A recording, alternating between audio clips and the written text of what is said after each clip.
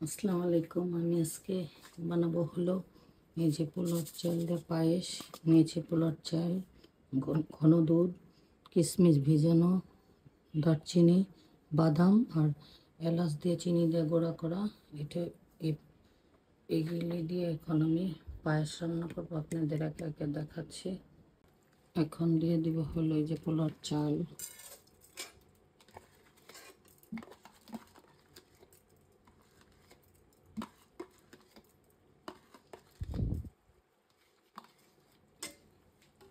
আর দিয়ে দেব হলো ঘন দুধ।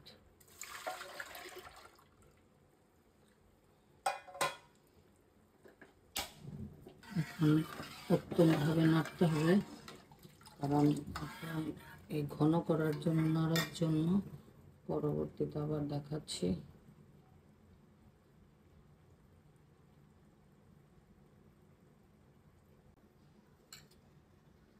এখন দিয়ে দিব হলো দারচিনি,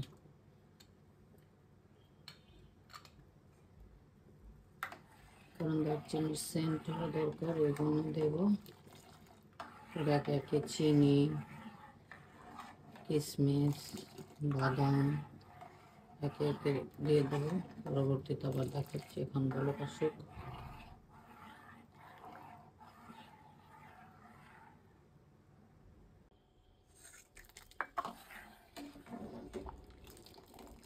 এই সব গলে গেছে, এখন দিয়ে দেবো হলো চিনি। এই যে চিনি,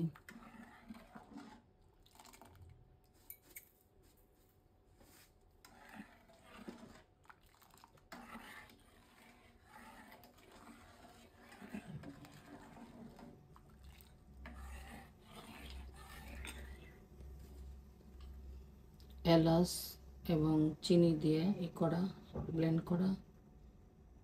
এটা দাঁতে বাঁধে না দিলে।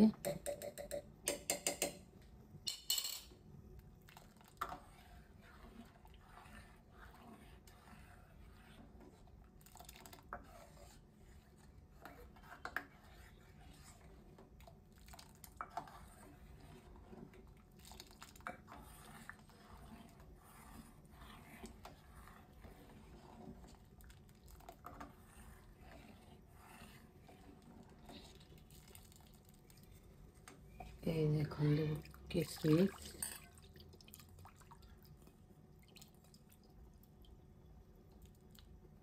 কিশমিশটা যদি এখন না দিই, পরবর্তীতে দেখা গেল কি কিশমিশটা ফুলবে না, চিপসা চিপসা থাকবে।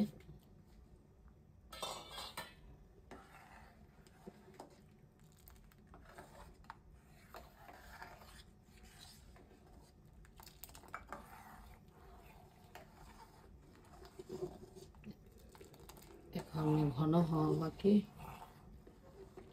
একে একে আপনাদের পরবর্তীতে আবার দেখাবো।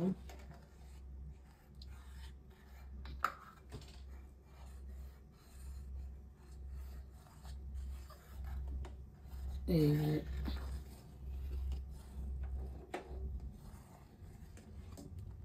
আবার দেখাচ্ছি পরবর্তীতে।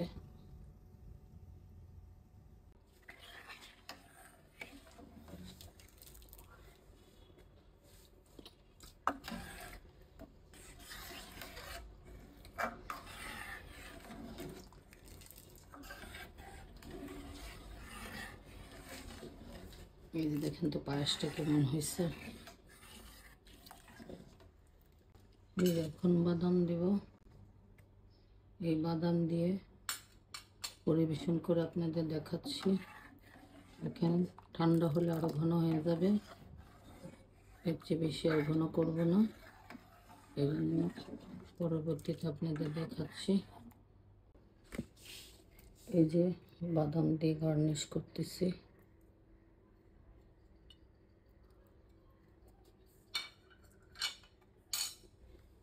পরবর্তীতে আবার দেখাচ্ছি। এই যে পোলার চাল দিয়ে পায়েসটা পাকানো হয়েছে, বাদাম কিশমিশ সবই দেওয়া হয়েছে একে একে। রেসিপিটা যদি ভালো লাগে সাবস্ক্রাইব করবেন, কমেন্টস করবেন, শেয়ার দিবেন।